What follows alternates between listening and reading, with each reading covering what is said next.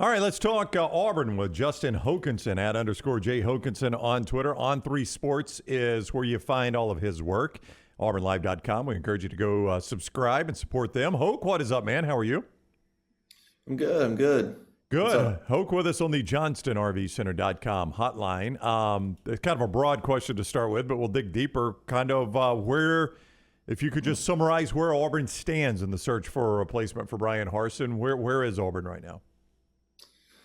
I think they're getting closer. Does that help? I think the calendar tells me that every day that clicks by, you're closer. I mean, I think there's some urgency. I mean, I think after last weekend, there was some urgency for John Cohen to use. Look, you had the Performance Center that launched. It's an amazing facility that opened. You had a football win, but more importantly, you had a great atmosphere for a team that was 3-6. And the emotion around Carnell, like you had a lot of things that went right for Auburn in terms of how you would want to sell your next head coach. And so I think there was some urgency from John Cohen after that to use that momentum of the weekend and to make a push for your top candidate and say, hey, here's the deal.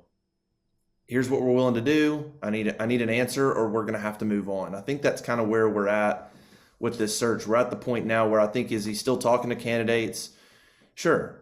Due diligence is still happening. Interviews are probably still happening, but I do think they're at the point now where it's starting to figure out who the guy is and can we get a deal done? If we can't, let's move on, because I think something needs to happen.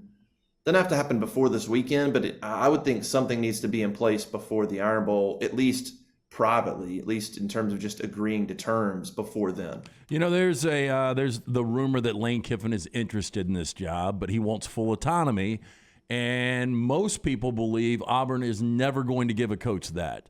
Behind the scenes, really, who is in charge of this hire, in your opinion? I mean, everything I've been told is that there's legitimate talk that John Cohen is running the search and he will get to make the hire. I mean, you never know, and things can change. Guys can get upset and decide to, press their influence or whatever. But I mean, I do feel like from Chris Roberts to John Cohen that there is even a commitment from the boosters, and I've talked to some of them. There is a commitment from some of them to, okay, it's your hire. We want to be involved, like we want to be in the loop, but it's your deal. So, I think there's optimism that it's being done the right way and that Cohen will ultimately get to make the hire and will then say, hey, here's who I'm going to hire. And it could go similar to the AD. There was some pushback. On Cohen, but Roberts stuck to his guns and he made the hire. And so it could be similar to that. I mean, I don't know about Auburn, you never know, but I do think they're probably as close as they've been in a long time to being able to offer some full autonomy to a coach and saying, hey, look, you have a brand new president, you have a brand new AD. I mean, it's honestly a pretty good situation for a coach to come in and have boom, two guys that are kind of dedicated to doing it their way. You're their coach. There's a lot of positive things going on there in terms of selling points.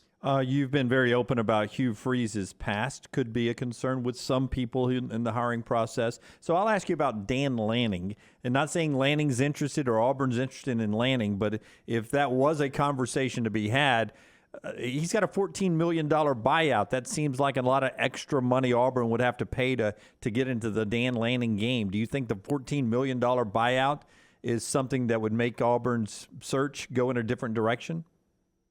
I don't know that the buyout would make them go in a different direction, but I do think that that ship is sailed at this point. I think whether it was the buyout, whether it's potentially what he would have wanted to leave Oregon because he's got a good situation, I do think those sides talked, regardless of whatever was said by Lanning. Those two sides did talk.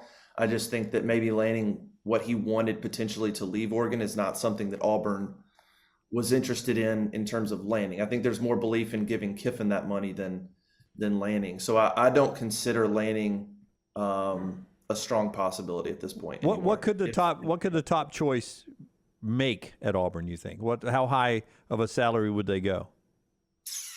Oh boy. I mean, If it I was their think that dream Auburn's guy, willing- their dream guy, this is our number one candidate, the guy we want, whether it's Lane Kiffin or if there's somebody else, how much could that person make? I think they'll pay him $10 million a year. Okay.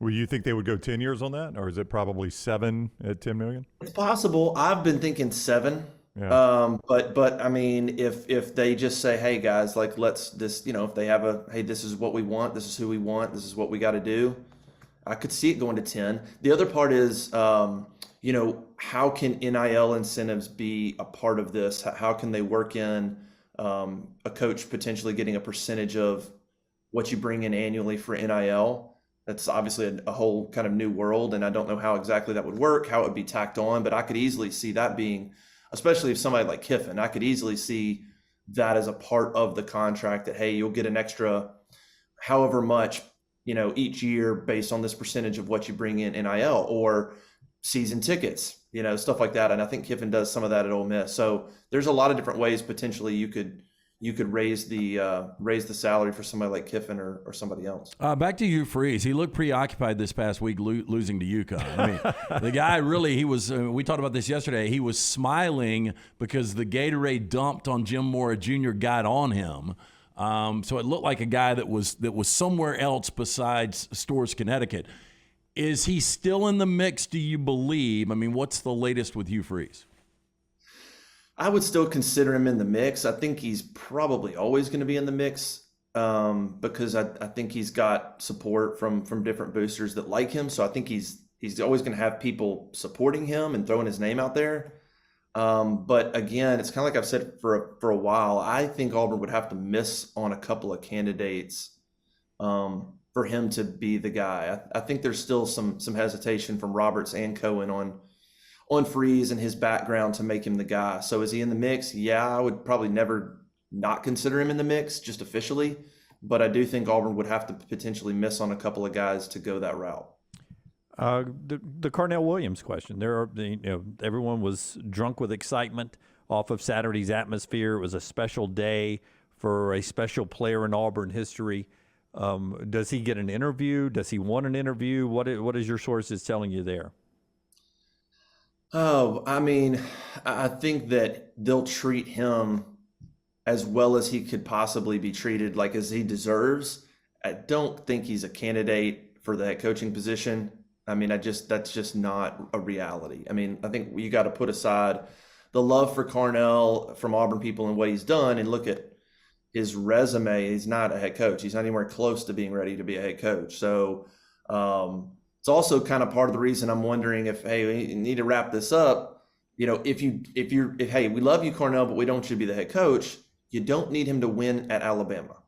That would present a whole different set of. You'd have a lot of pressure going, hey, So I don't think that they want to run into that potentially. So I think whether he gets an interview officially, whatever, I think he'll be in the loop. I think he'll know where he stands. And all that good stuff, but I don't see him. I could even see, hey, the next coach, hey, look, let's try to keep Carnell. That's important to us. I could see that happening, but not as a head coach. But Lane Kiffin, if it's Lane Kiffin or any other coach, they're not going to publicly accept this job until after the Iron Bowl, until after the Egg Bowl or after the whatever they call the Civil War, Liberty play, whatever bowl Liberty plays in. I mean, they're not going to until rivalry weekend is done, Thanksgiving weekend's done. Nobody's going to publicly accept this until at least that Saturday night or Sunday, right? Right. Okay, just checking. Yeah. I don't think anything publicly is going to happen before that. That would be pretty. That'd be pretty shocking. I mean, that would be shocking. I think about Kiffin. That was a whole different situation when he left to be, when he was OC and went to FAU, and of course Alabama ends up saying, "Hey, why don't you just go ahead and move along?" Because that just wasn't going well when he was trying to do both jobs. So, but I don't think anything publicly is announced until after the Iron Bowl. Liberty plays New Mexico State. That will be the empty bowl. That's what that will be. Hoke, and that was a terrible joke by me, Hoke, and I apologize for that. _J Hokanson on 3 Sports. You sit next to Dunaway so long you start telling bad jokes. Hoke on the JohnstonRVCenter.com hotline. I want to go back to what you said about Carnell Williams. Do you believe it? How would you qualify? Do you think it's something a coach is told, hey, if you get this job, you're keeping him? Hey, if you get this job, we strongly recommend you keep him? How do you think that will be worded to a Lane Kiffin or a Hugh Freeze or a Dan Lanning or whoever it might be?